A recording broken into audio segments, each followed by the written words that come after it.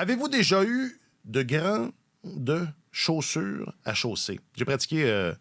Un chausseur sachant chausser peut chausser sans ses chaussures. J'ai pratiqué en m'en venant. J'ai pas suffisamment pratiqué.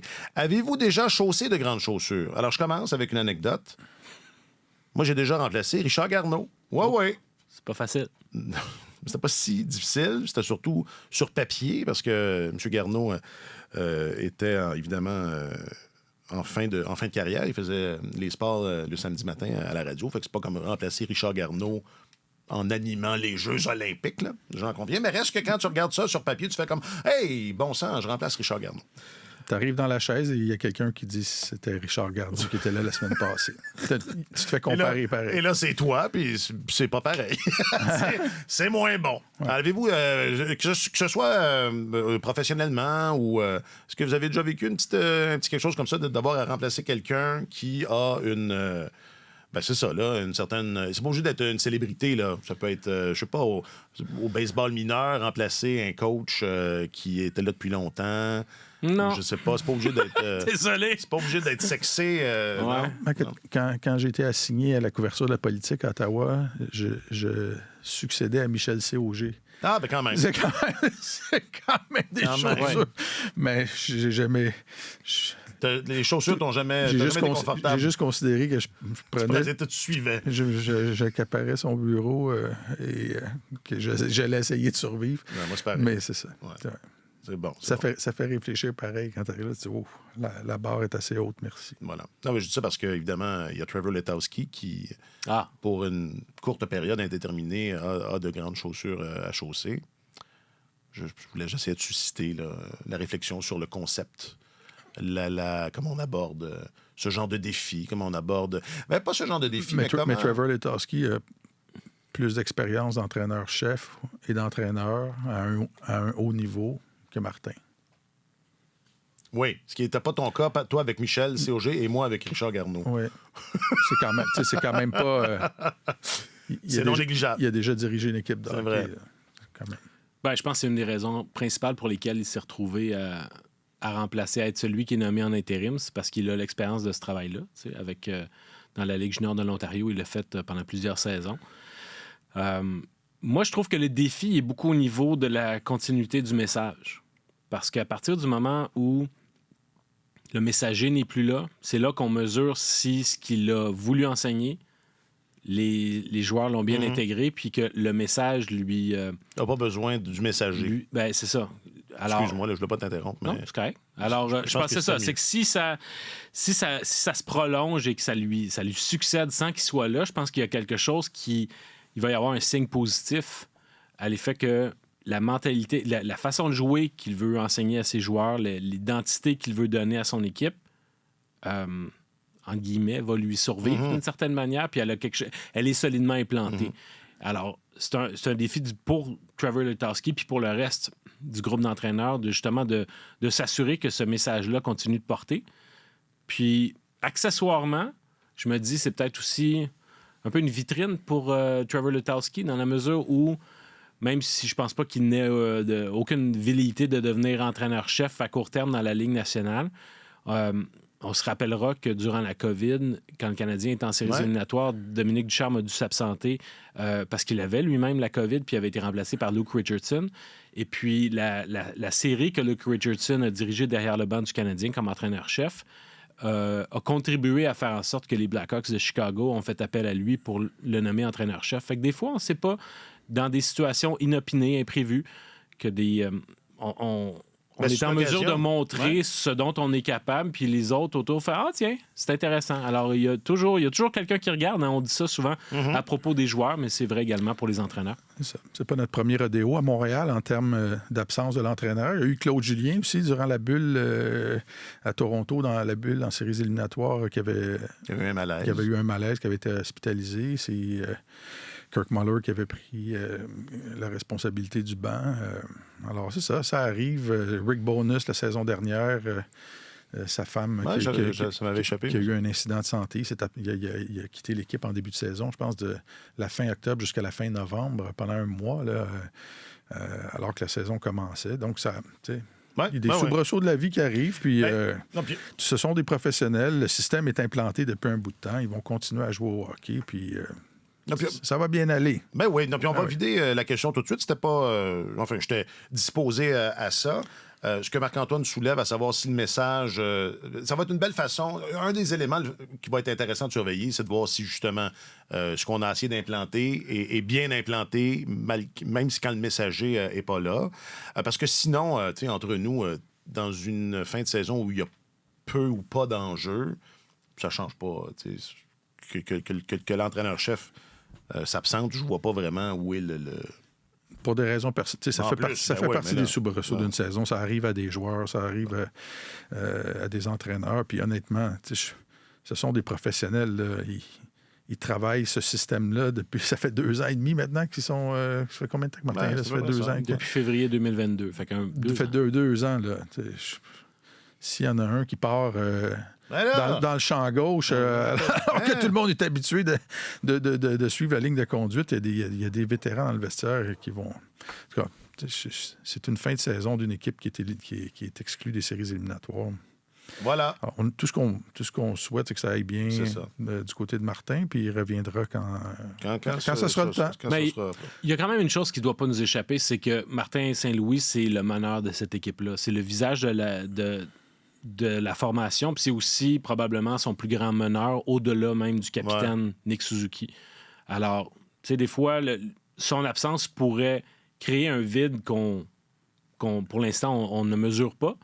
Mais si cette équipe-là devait subitement s'effondrer complètement, perdre ses moyens parce que son timonier n'est plus là et que le bateau se mettait à couler pour vrai, on dirait, tiens, voilà une équipe qui ne peut pas se passer de Martin Saint-Louis. OK, mais ça, c'est intéressant parce que dans une certaine mesure, c'est pas normal. T'sais, je veux dire, l'entraîneur, c'est l'entraîneur. Ça devrait pas être le leader ou enfin... Ça devrait faire partie de la composante du leadership, mais ça devrait pas être le socle unique de cette idée-là, non? Non, mais moi, je suis d'accord avec ce que Marc-Antoine dit sur une plus longue période. Si ça dure 10 jours puis que là, ça devient le bordel total, il y a un problème sérieux d'organisation, mais c'est sûr que si c'est une absence qui se prolonge, à un moment donné, le leadership, c'est fort dans une organisation. Là, c'est fondamental, c'est le roc sur lequel s'appuie tout le reste. Et on peut sortir beaucoup d'exemples d'organisations qui se sont effondrées après le départ d'un leader. Mais là, je pense pas qu'on en soit mais si on fait d'une longue absence. Si on fait un peu de philosophie, est-ce que le leadership de Saint-Louis est disproportionné par rapport à son rôle dans cette équipe-là? J'entends par là, est-ce que dans une équipe normale, entre guillemets, on a entendu souvent ça, et même si j'étire un peu la question, tu sais, on dit depuis 2 ans, la vraie vedette de cette équipe-là, le visage de cette équipe-là. Est-ce qu'il y a... Un peu comme Philippe Alou quand les expos étaient mauvais. C'est intéressant. Tout à fait. Alors, est-ce qu'il y a peut-être... Et ce sera quelque chose d'intéressant à surveiller, voir si justement il y a des joueurs pour rééquilibrer. Tout ça, ce sera intéressant de surveiller. Bien, quand il s'est amené à la barre du Canadien, puis en fait, quand il y a eu un changement complète d'administration, on sentait au sein de cette équipe-là qu'à la suite de la perte de Shea Weber, de Carey Price, il n'y avait plus vraiment d'âme au sein de cette équipe-là, il n'y avait plus vraiment d'identité. Puis c'est une équipe qui avait besoin de se retrouver ou de rebâtir quelque chose. Pas seulement au niveau rebâtir dans le sens de la hiérarchie ou de l'organigramme de l'équipe, mais aussi en termes de culture et d'identité. Tu te tournes vers un jeune capitaine. Au moment de sa nomination, Suzuki était l'un des plus jeunes capitaines de la Ligue nationale. Encore cette année, on a échangé des vétérans, comme Sean Monahan, entre autres. Ça fait en sorte que tu as quand même un leadership qui est encore... qui reste à faire ses preuves. Je pense que Nick Suzuki est un bon leader, mais il apprend dans son rôle. Il continue de progresser en tant que jeune joueur. Et le leadership, je pense pas que si on est encore au même point dans 5 ans où le leadership vient de l'entraîneur-chef, il va y avoir un problème. Mais je pense qu'on a amené Martin Saint-Louis pour transmettre une certaine vision. Et on dit souvent que le leadership part d'en haut puis il percole vers le bas. Mais je pense que c'est un bon exemple dans ce cas-ci. Alors, si c'était encore comme ça dans 5 ans, c'est ça, comme je dis, ce serait inquiétant. Dans 5 ans? Ben non, mais ce que je veux dire, c'est qu'à un moment donné, c'est que tes jeunes leaders, il faut que tu leur donnes le temps aussi de se développer et d'avoir tous les outils en main. Ouais. Ils ont un certain potentiel. Je pense que Suzuki a un ascendant sur ses coéquipiers. Je me souviens d'une époque où Ben Sherratt était avec le Canadien puis était déjà très impressionné par la maturité et le comportement de Suzuki. Donc, il y avait un impact même chez des vétérans au sein de la formation. Alors, lui, je pense qu'il j'ai aucun doute qu'il va prendre sa place comme il le faut. Mais dans une période de transition, c'est important d'avoir quelqu'un qui donne une direction. Puis en l'absence d'un leader qui est campé, qui a 15 ans d'expérience dans la Ligue nationale, un genre de Shea Weber ou peu importe, si tu tournes vers des plus jeunes comme étant tes leaders, ben c'est bon d'avoir un entraîneur-chef qui a une personnalité aussi forte que Martin Saint-Louis. Bon, puis à défaut d'avoir remplacé quelqu'un d'imposant, as-tu déjà acheté des chaussures trop grandes? Trop petites. Donc, des petits souliers pointus, comme on m'avait dit chez Moores une fois. Donc t'as jamais chaussé de trop grandes chaussures au sens propre et ou au sens figuré. Écoute, si vraiment tu veux m'arracher une dent, là, je peux te dire qu'il y a un party night que j'avais organisé pour la presse. J'avais fait un pacing pour la soirée, puis on avait invité les apartistes à venir faire un spectacle Et puis, moi, j'avais prévu dans l'ordre de la soirée qu'après ça, j'allais débarquer avec une espèce de remise de prix / quiz que j'avais faite pour la salle de rédaction. Et tout le monde m'avait regardé en me disant « Ish, tough act to follow ». Alors, finalement, j'avais perdu la moitié du monde, mais c'est une belle leçon. Mais il y a une belle leçon là-dedans. C'est comme, surtout si vous êtes en charge de l'ordre je cherche un autre mot que pacing, passer avant les appendices. Exact. Toujours mieux de faire la première partie. Exact. Ouais. OK, aujourd'hui, une vie sans Saint-Louis. Jusqu'où iront les Oilers? Et une course aux séries n'attend pas l'autre. C'est tellement hockey, épisode 306.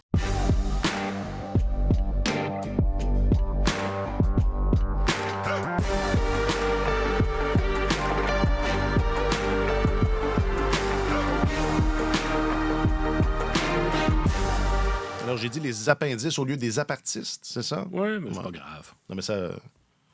Mon jupon dépasse en termes de style d'humour. De style et de préférence. OK. Vous avez entendu Marc-Antoine Godin? Il est notre journaliste affecté aux affaires du hockey et de la LNH et du Rocket même, de la Ligue américaine. Ben oui, de temps en temps. Aujourd'hui, en tout cas. Tu t'en vas là tantôt. Oui. Accueillir David Reinbacher. On va en parler plus tard. Là, je vais trop vite. Là, faut que je... Calme-toi. Les nerfs. La voix de la raison, Martin Leclerc, notre chroniqueur principal au service des sports. Salut Martin. Bonjour messieurs. Salut Marc-Antoine. Bonjour. Je m'appelle Alexandre Coupal. He's the player already. He just needs to get used to the ice, used to the game style and everything, because it's obviously different than playing in Swiss. I feel like you have more time there and it's more skilled, not like AHL. It's more meatheads just trying to take her head off. Alors le vétéran Juraj Slafkovský et ses réflexions sur gravir les échelons, passer d'une ligue à l'autre. On vient de l'entendre dire à propos de David Reinbacher qu'il est déjà un joueur de hockey, qu'il doit rester lui-même, que c'est seulement de s'adapter aux nuances. Il dit qu'en Suisse, le hockey, ça va moins vite, puis on met peut-être l'accent davantage sur les habiletés, alors que dans la Ligue américaine, c'est plus une ligue de tête de viande. Il y a certainement moins d'espace. C'est qu'on essaie de t'arracher la tête. C'est ça. Ouais. Meathead. Je suis assez fier de mon adaptation. Donc, c'est la nouvelle de la semaine. C'est peut-être la nouvelle de cette fin de saison. David Reinbacher s'amène en Amérique du Nord. Puis c'est ce que je disais tout à l'heure, Marc-Antoine, tu t'en vas l'accueillir à Laval. Corrige-moi si je me trompe, tu seras aussi du voyage ou enfin tu devrais assister à son premier match. J'avais pas le droit de le dire? Non, mais c'est parce que c'est pas déterminé encore. Là. Non, mais si je le dis, ça va mettre de la pression sur les patrons. Ah, OK. J'espère que tu as envie parce que c'est ça. Je travaille dans ce sens-là. C'est pas chic, hein? Oui, c'est ça. Écoute, l'important, ça va être qui je joue parce que je veux pas me rendre là-bas pour rien. Ouais. Fait que, d'abord, c'est surtout ça que je veux valider. Alors, oui, Reinbacher, j'ai hâte de le voir. Je suis pas sûr qu'on doive nécessairement s'attendre à mer et monde dès le début. Il se remet d'une saison difficile avec le club de Kloten dans la Ligue suisse. Et puis, Juraj Slafkovský vient d'en parler. Il y a un ajustement entre les deux ligues qui ne peut pas se faire du jour au lendemain. Ce qui est intéressant, par exemple, dans le cas de Reinbacher, c'est que ce qu'on avait vu au camp d'entraînement entre le tournoi des recrues puis la fin du camp d'entraînement, il y avait quand même eu beaucoup de progression, beaucoup d'ajustements, ne serait-ce que sur la géométrie de la patinoire. Je me souviens, à un moment donné, au camp d'entraînement, il avait raconté que il donnait 2 ou 3 enjambées, puis il était déjà rendu à la baie vitrée sur le bord de la bande, alors que dans sa tête, la mémoire photographique de son corps disait « Il me reste encore du temps, il me reste encore de l'espace », puis boum, il est déjà rendu le nez dans le vitre. Alors, je pense qu'au niveau de la prise de décision, de l'espace autour de lui, tout ça, il y a un ajustement qui va être, si on se fie sur le camp d'entraînement, qui va pouvoir faire quand même assez rapidement. Mais je ne m'attends pas non plus à ce que, sous prétexte qu'il est un choix de première ronde, 5e au total, il va débarquer à Laval puis il va faire gagner le Rocket à lui tout seul le premier jour. Pas du tout. Alors, c'est pour ça que c'est toujours plus prudent de modérer nos attentes et d'être agréablement surpris après. De toute façon, qui aurait... dans quel scénario est-ce qu'un joueur débarque à ce temps-ci de l'année puis transforme... pas transforme, mais... donne une impulsion à une équipe telle que elle se met à accumuler les succès. Là. Peu importe de qui on parle, ça serait un peu... Mais il y a Emil Heinemann, par exemple, l'année dernière, est arrivé de façon quand même assez tonitruante. Il avait marqué, je pense, 7 buts en 7 matchs à son arrivée. Caulfield avait marqué tout de suite en arrivant avec le Rocket. C'était pas plus en début de saison ou... Quand il avait terminé l'université, il n'avait pas été avec le Rocket quelques matchs et on l'avait fait graduer rapidement avec le Canadien. Il me semble qu'il avait directement été avec le Canadien, non? Mais il me semble qu'il avait fait il a marqué des buts là-bas, mais ce que je veux dire, c'est que de toute façon...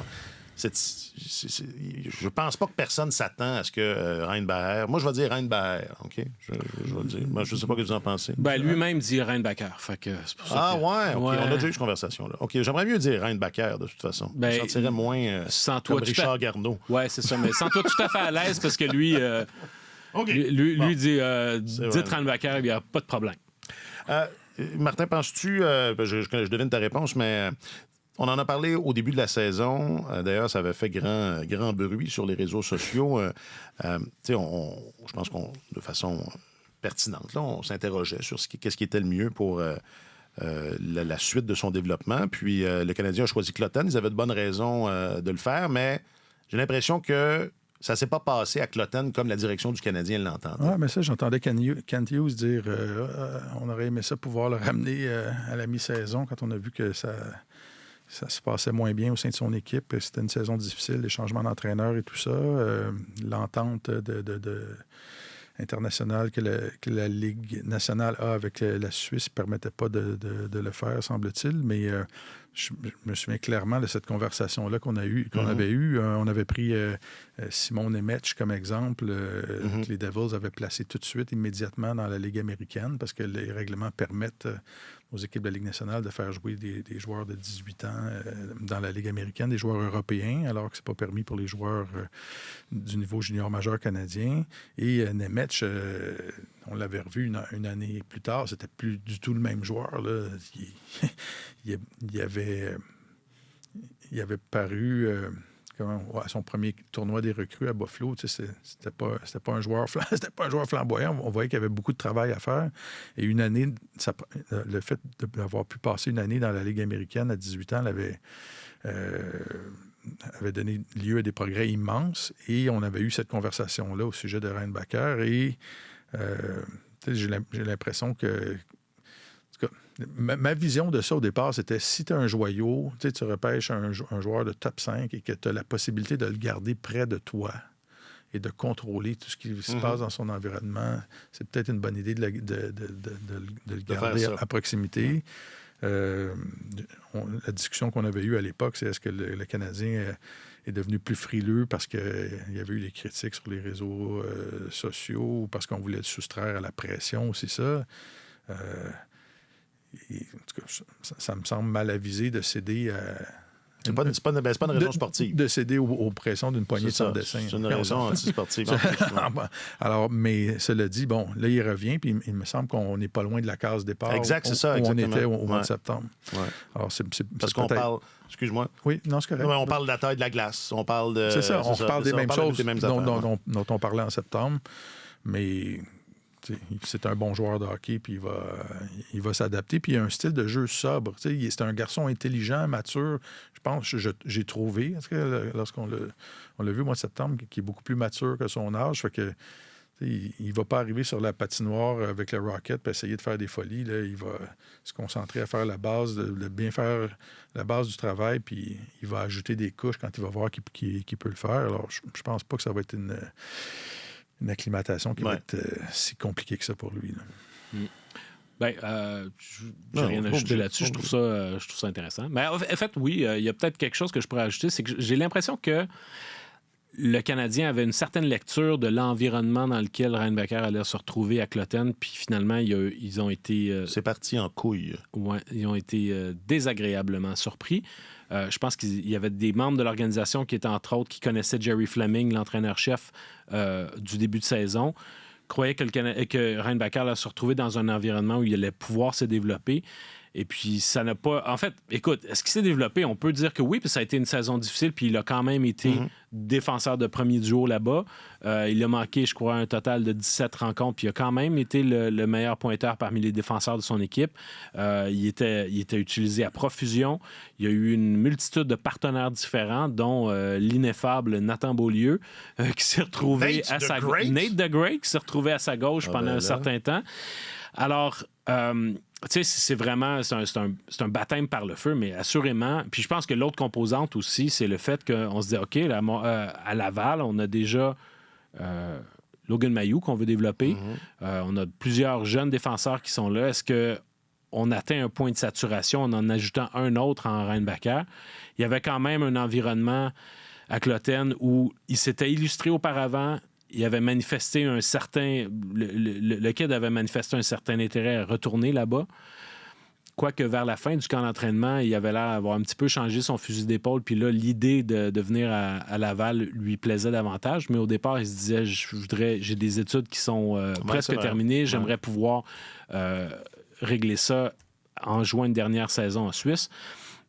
Je pense pas que ce soit une année perdue nécessairement, ou du moins, je pense pas que c'est une année qui provoque un dérapage tel que Reinbacher, ce ne sera pas récupérable. Mais c'est certain que ça n'a pas du tout été optimal comme environnement de développement. Et ça ne s'est pas passé comme le Canadien l'envisageait, parce que Fleming a été congédié rapidement. Il y a eu quoi? C'est le DG qui est descendu. Exact. Ils ont trouvé un autre entraîneur après. L'ont-ils congédié lui aussi, me semble? Non, il est encore là. Il est encore là, bon.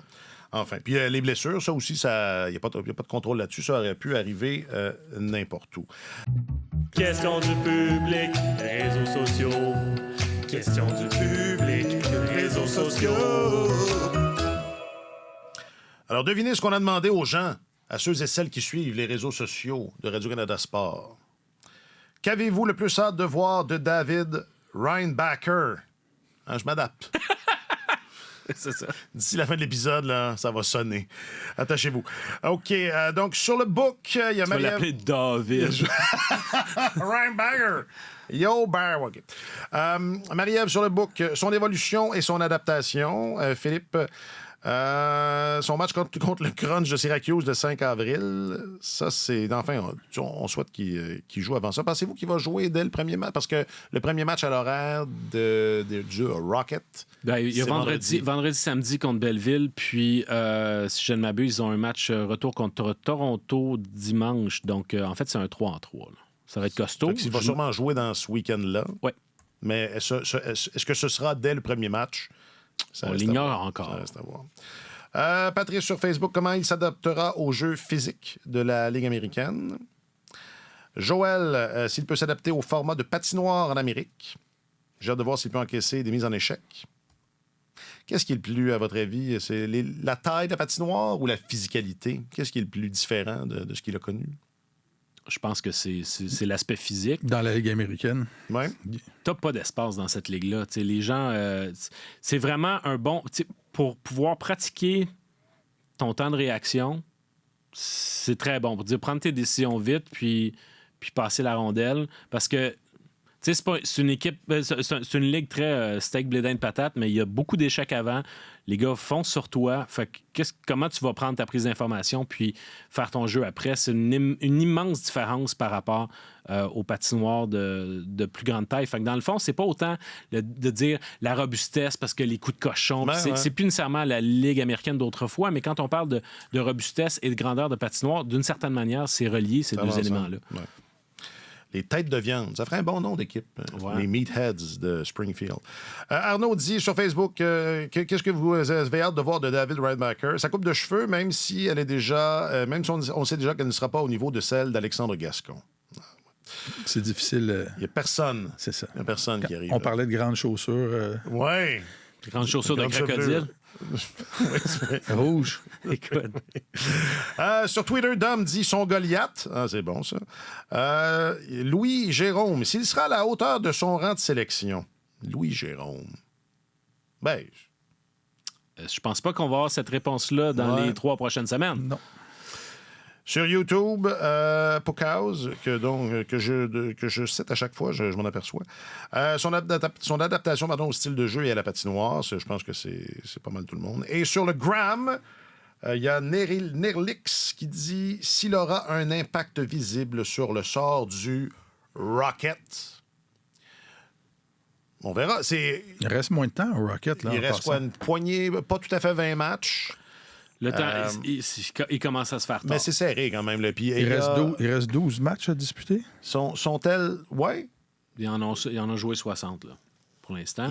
Donc, 12 matchs. Et ils sont 3 équipes à peu près à se battre pour 2 places. Est-ce que c'est ça? Oui, mais le problème, c'est que le Rocket a joué plus de matchs que tout le monde dans la division. T'sais. Alors, non seulement ils sont derrière en termes de points, mais encore faut-il que les équipes en avant de lui perdent les matchs que le Rocket a en main. Donc... qu'ils ont en main, dis-je, sur le Rocket. Donc, ça s'annonce. Dans le fond, à un moment donné, il faut que tu arrêtes de faire des calculs puis de dire qu'est-ce qui se passe en haut. La seule chose que tu dois faire, c'est gagner tes matchs. Tu n'as pas le choix. Rademacher pourrait aider. Remarque, là, j'ai hâte de voir parce que c'est un défenseur droitier et là, il faudra voir qui, dans la formation, Jean-François Houle, va décider de retrancher. T'sais. Et j'en parlais avec Jean-François Houle, justement, quelques jours avant la date limite des transactions. Et puis, il me disait, ben là, quand on va voir arriver des jeunes comme ça, c'est sûr qu'un gars comme Rademacher, s'il arrive, il va jouer, c'est clair. Mais il y a quand même un équilibre à trouver entre répondre aux demandes de la direction pour pouvoir faire jouer les jeunes qui débarquent et qui ont peut-être naturellement un statut plus élevé dans l'organisation, et aussi s'assurer de ne pas trop bousculer l'équilibre dans le vestiaire, des joueurs qui sont là depuis le début de la saison, qui ont bâti quelque chose. Puis tu sais, t'as des jeunes qui sont là. Peut-être que, tu sais, mettons un gars comme Mathias Norlinder qui a eu énormément de difficultés durant la majorité de la saison. Là, il commence à prendre son rythme. Il a quand même joué du meilleur hockey récemment. Est-ce que c'est le temps de dire, ah ben là, désolé, tu laisses ta place? Est-ce que, tu sais, tu as des gars comme Toby Paquette-Bisson ou bien Olivier Galipeau, c'est des soldats de la Ligue américaine, c'est des gars qui font partie de l'identité du Rocket. Ils n'ont pas nécessairement d'avenir avec le Canadien, sauf que, est-ce que c'est eux que tu retranches pour mettre Rademacher? À un moment donné, il y en a un, c'est la courte paille, il y en a un qui va tirer la courte paille, puis c'est lui qui va devoir laisser son rang, puis je pense que tout le monde comprend ça. Mais c'est toujours délicat pour un entraîneur-chef de voir se parachuter des joueurs comme ça en fin de saison et dire, ben là, désolé, tassez-vous, mais lui, il va prendre la place. C'est le niveau où c'est le plus difficile d'être entraîneur dans la Ligue américaine. Parce que coincé.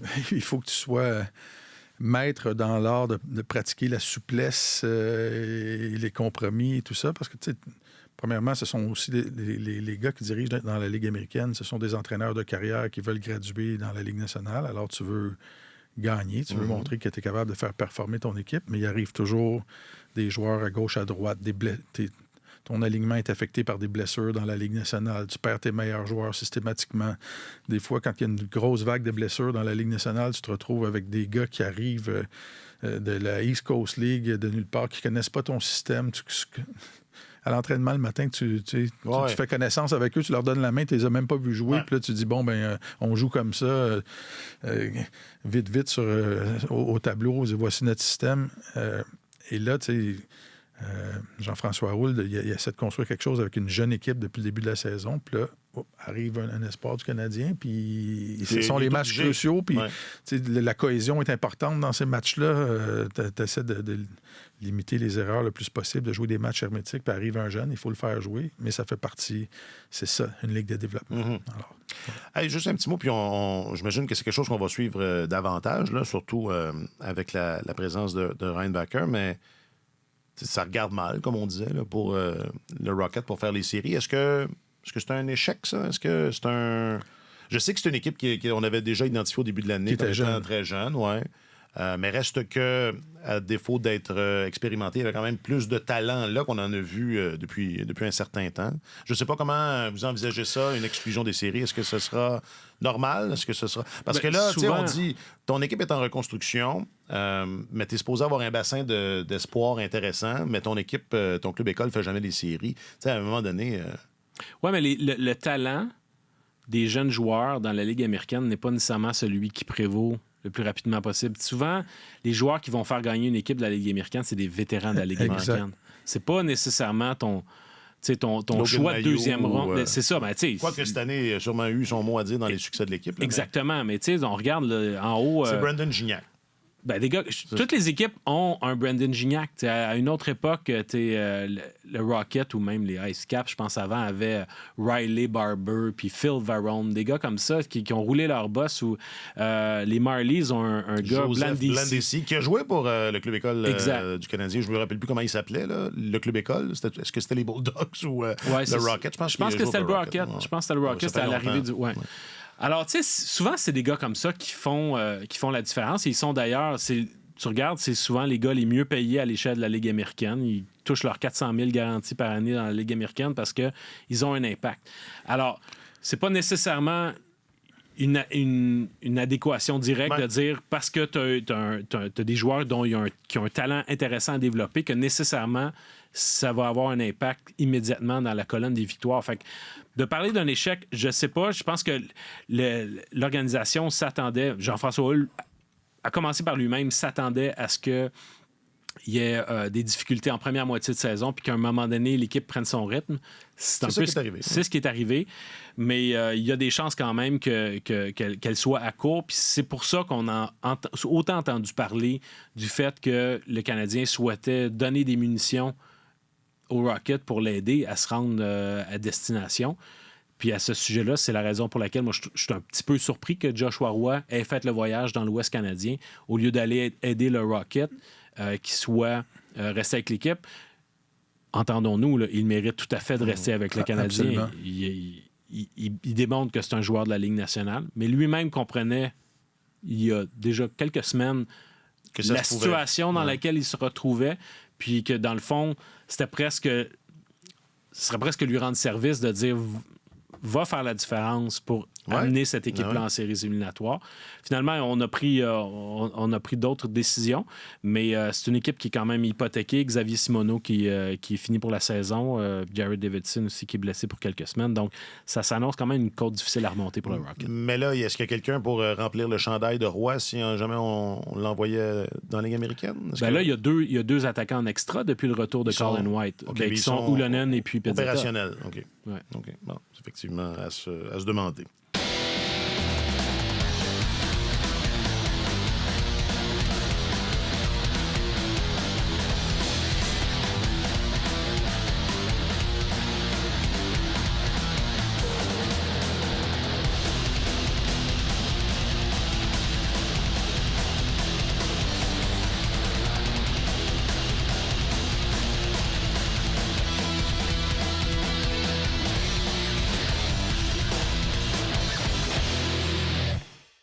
Alors, nous sommes mardi matin. Le Canadien affronte tard ce soir les puissants Oilers d'Edmonton. D'ailleurs, avez-vous lu Gascon? Il me semble qu'il est meilleur depuis qu'il a gagné le Jules. Il me semble qu'il écrit mieux encore. Est-ce que ça se peut? C'est l'aura, c'est l'aura du trophée. C'est ça l'a amélioré, on dirait. Qui a écrit donc sur ce qui se passe avec les Oilers et, entre autres, l'élément clé, c'est qu'on savait que c'était une équipe qui était capable de marquer des buts. On savait que c'était une équipe qui était capable d'appartenir à l'élite de cette ligue. on savait que c'était une équipe qui n'était pas capable de faire un long bout de chemin, quoique ça s'améliorait, mais c'était pas nécessairement l'équipe sur laquelle c'était facile de parier pour faire un long bout de chemin en séries éliminatoires parce que poreuse défensivement. Mais là, cette époque est révolue. Depuis que Knoblauch est là, Martin, c'est quoi, 5e pour les buts alloués dans toute la Ligue? Oui. Ça, je vais vous le dire. C'est bon. 5e meilleure défense de la Ligue, c'est très, très bon. Ça, c'est très, très bon. Et c'est un revirement de situation, ma foi, comme inattendu. Oui. Puis de façon générale, quand tu regardes historiquement la liste des gagnants, des équipes gagnantes de la Coupe Stanley, ça fait partie du profil d'être parmi les équipes dominantes en attaque et en défense. C'est rare que tu vois une équipe qui est unidimensionnelle. Il faut que tu aies pas mal tous les éléments dans ton coffre d'outils. Ouais. Être capable de remporter des matchs 2-1 en deuxième période de prolongation et d'être capable, quand le feu d'artifice décolle, d'être capable de répondre aussi, d'avoir des unités spéciales qui fonctionnent bien aussi. Tu sais, l'unité d'avantage numérique des Oilers, c'est un feu d'artifice depuis quelques saisons maintenant. Je pense que c'était la meilleure performance. C'était une des meilleures unités d'avantage numérique de l'histoire de la Ligue nationale la saison dernière, une des 3-4. Puis en désavantage aussi, ils ont réussi à avoir une unité de désavantage qui est très performante, qui est aussi dans le top 5 de la Ligue. Alors, tous les voyants lumineux sont verts. Ça va. C'est tout un revirement par rapport à ce qu'on a vu plus tôt cette saison. Et ils sont là pour vrai, les Oilers. Et en plus de ça, ils ont cumulé de l'expérience en séries éliminatoires au cours des dernières saisons. Ils ont pas mal tout le coffre d'outils.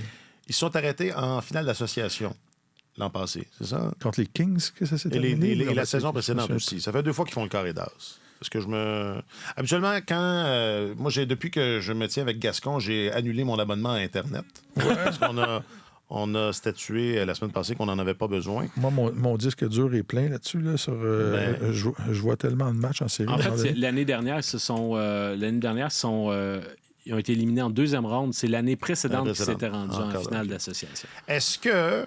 Et là, je n'ai pas des prédictions précises, mais pensez-vous que cette année, ça va être leur meilleur tournoi de séries éliminatoires? Ben moi, j'ai l'impression que c'est l'équipe la mieux positionnée parmi les équipes canadiennes pour pouvoir faire un bon bout de chemin. D'une part, parce qu'ils se sont resserrés en défensive, parce que Stuart Skinner et leur jeune gardien s'est vraiment replacé. Lui, ça a été un des principaux bénéficiaires de l'arrivée de Chris Knoblauch. Du jour au lendemain, sa saison a changé. Donc, tu sais, montre-moi un bon gardien, je vais te montrer une bonne équipe. Là. Puis, ça devrait être ça, le nom du balado. Puis, ou du moins, c'est peut-être l'inverse. Montre-moi une bonne équipe, je vais te montrer un bon gardien. Ça marche des deux. Ça marche des deux côtés. Ouais. Et puis, l'autre affaire, c'est que je trouve que c'est une équipe qui, au cours des 2 dernières années, a vraiment fait des ajouts ciblés, intelligents pour pouvoir ajouter de la profondeur à l'équipe. Directeur général Ken Holland, qui est en fin de carrière, dont, selon toute vraisemblance, ce serait sa dernière saison à la tête des Oilers, il est sur le point de prendre sa retraite. C'est ça, c'est son fils qui va prendre... Ah non, ça, c'était à la Moriello. Non, ouais. je cabotine. Ah oui, je savais pas ça. Je t'interromps, là, je savais pas ça. Oui, ben écoute, il est en dernière année de contrat, puis c'est semble-t-il, il serait sur la pente douce, semble-t-il. Okay. Mais je trouve qu'il a été très critiqué pour... les difficultés de reconstruction des Red Wings ces dernières années de son règne là-bas, puis ça a été difficile aussi à son arrivée à Edmonton. Mais l'année dernière, quand il est allé chercher, mon Dieu, Mathias Ekholm des Prédateurs de Nashville, je trouve que ça a été vraiment l'élément dont ils avaient besoin. Ils n'avaient certainement pas besoin d'aller chercher... Mon Dieu, j'ai de la misère avec les noms. Ce matin, il y a des matins comme ça. Il y a des matins, hein? Il y a des jours de plaine. C'est parce que c'est en mode Ligue américaine. Fait qu'à un moment donné, il faut changer la base de données. C'est bien correct. Puis cette année, Adam Henrique, c'est un gars que tu peux utiliser au centre comme à l'aile. C'est vraiment un ajout intéressant dans leur top 9. Sam Carrick aussi, c'est un gars qui de profondeur, mais un petit peu de papier sablé sur ton 4e trio. Un autre gars aussi qui peut gagner des mises en jeu. Ils sont allés chercher Troy Stetcher, qui est un 7e défenseur, mais dans une équipe qui n'a que 6 défenseurs. Puis ton 7e défenseur, il joue dans la Ligue américaine. C'est un jeune qui s'appelle Philip Broberg, ancien choix de première ronde, la même année que Cole Caulfield. ils hésitent à lui donner du millage dans la Ligue nationale. Ils n'ont pas l'air entièrement en confiance en lui. Fait que si tu arrives en séries éliminatoires puis ta première option, c'est un gars envers qui tu as manifesté une certaine inquiétude tout au long de la saison, c'est pas optimal. Fait que là, ils sont allés chercher un gars que tu peux insérer en cas de blessure, puis justement, Vincent Desharnais qui s'est blessé récemment.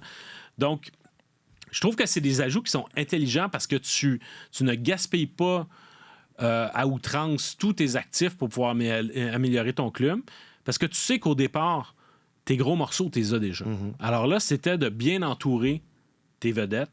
Puis je trouve que c'est une équipe qui est arrivée à maturité, qui est bien équilibrée. On l'a mentionné tout à l'heure, ils ont aussi ils ont fait leur gamme en séries éliminatoires avec certaines présences qui ont été plus ou moins fructueuses. Fait que ça, généralement, une équipe qui arrive en série puis qui n'a jamais vraiment cette expérience-là récente a tendance à se casser le nez un petit peu. T'sais, les Canucks de Vancouver, je pense que c'est la principale inquiétude que j'ai à leur endroit. Ils sont là. Ils sont à perdre en deuxième ronde cette année. C'est là qu'ils sont dans leur... Sinon, en première. Ouais. Mais tandis que les Oilers d'Edmonton me semblent arriver à maturité, je trouve qu'ils sont dans une bonne position en ce moment. Ben, c'est excitant. C'est excitant pour... Leur parcours démontre à quel point c'est difficile d'arriver avec un produit fini qui est une équipe aspirante à la Coupe Stanley. Là, ils ont le meilleur joueur au monde depuis plusieurs saisons, même 2 des meilleurs attaquants au monde dans leur alignement. Puis ça a pris du temps pareil à peaufiner, puis à arriver jusque-là, puis à vivre des déceptions en séries éliminatoires, puis de devoir ajouter les pièces qui manquent en défense, puis réussir à les trouver sur le marché. Mais la fenêtre est ouverte. Là. À partir de maintenant, ce seront des années de gaspillage s'ils ne remportent pas la Coupe. Oui, c'est vrai. Et si Ken Holland devait s'en aller à la fin de la saison sur une conquête de la Coupe Stanley, je pense que ça viendrait. Parce que Martin, ça fait longtemps qu'on travaille ensemble. Puis il n'y a pas si longtemps, Ken Holland, c'était c'était lui le chef. Là. C'était le standard. C'était le standard, exactement. Puis c'est vrai que, à un moment donné, toute bonne chose a une fin. Là. Il ne pouvait pas... Les Red Wings ont fait les séries combien d'années de façon consécutive? Là, presque 20 ans? À un moment donné, là, je veux dire... Et quand la chaîne a débarqué, c'est ça. C'est tout ce qui monte redescend. Puis ça aura pris quelques années à Edmonton, mais comme tu l'établissais, Marc-Antoine, j'ai l'impression là, que les bonnes pièces manquantes, là où il y avait des trous, il n'y a plus de trous. Puis Zach Hyman, quelle acquisition aussi. On l'a vu avec les Maple Leafs de Toronto, c'est un bon joueur, mais là, sur le top 6 des Oilers d'Edmonton, c'est incroyable. Il est arrivé là, fin vingtaine, il a marqué 27 buts à sa première année à Edmonton, il en a marqué 36 l'année dernière, puis il est rendu à 46 en ce moment. Là, lui, à 31 ans, il défie un peu les courbes d'âge, il a l'air de s'améliorer avec les années. Mais quand tu as un gars comme ça, là, 46 buts, 19 passes, ça, c'est ce qu'on appelle des fiches de gagnant du trophée Cy Young. Tu sais, quand tu as beaucoup plus de buts que de passes, c'est la fiche victoire-défaite d'un lanceur. Alors là, c'est pour ça que le chiffre, le premier chiffre est plus gros que le deuxième. Il comprend rien au sport autre. Non, c'est ça. D'accord. C'est comme moi, j'ai appris, ce que j'ai retenu, c'est que quand au baseball, il faut que tu frappes pour plus que ton poids. Ça, j'ai retenu ça de tes enseignements. Pas mal plus. Pas mal plus. Ça, j'ai retenu ça aussi. À moins que tu sois un sumo, il faut que tu fasses pas mal. Beaucoup plus. Mais moi, si je frappais pour mon poids, je pense que j'aurais une place dans la rotation. Bon, apparemment, je suis gros, mais pas assez pour avoir ma place dans la rotation. Si tu frappes pour 220, il faut que tu la frappes loin. Quand tu fais contact, il faut que tu la frappes. Tu mets ton poids sur la balle. Okay. Un petit mot sur... là, ça fait 3 épisodes de suite. On va se quitter bientôt. On va se quitter là-dessus, tranquillement. Mais ça fait 3 épisodes de suite qu'on a une nouvelle équipe dans l'Est qui se rappelle à notre bon souvenir en ce qui a trait à la course aux séries. Il y a 2 épisodes, c'était les Islanders. L'épisode précédent, c'était les Sabres. Et déjà, tout ça, vieillit mal. Et là, cette semaine, ou enfin aujourd'hui, c'est les Capitals de Washington. On a comme l'impression que... Ben d'abord, il y a des équipes là-dedans qui ont eu des séquences de victoires fumantes. Là. On parle de 5. Je pense que les Islanders, c'était 5-6. Et là, ils sont sur une séquence inverse. Je pense qu'ils sont sur 4 défaites consécutives. Alors, non seulement ces équipes-là sont près les unes des autres, mais on est dans les grosses montagnes russes. Là. Ça devient de plus en plus difficile d'envisager qui va être dans le portrait quand ça va être fini.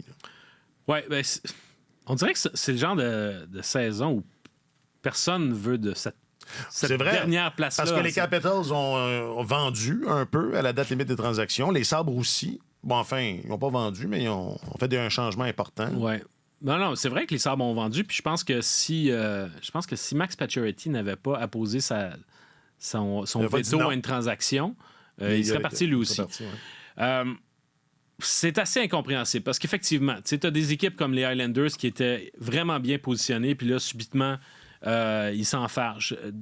Détroit essaie de se replacer, mais ils ont quand même eu une séquence de 7 défaites de suite. Tout le monde est dans même les Penguins de Pittsburgh qui ont vendu se regardent et se disent, ben coudonc, il n'y a personne en avant de nous qui gagne. Essayons de nous rendre. T'sais.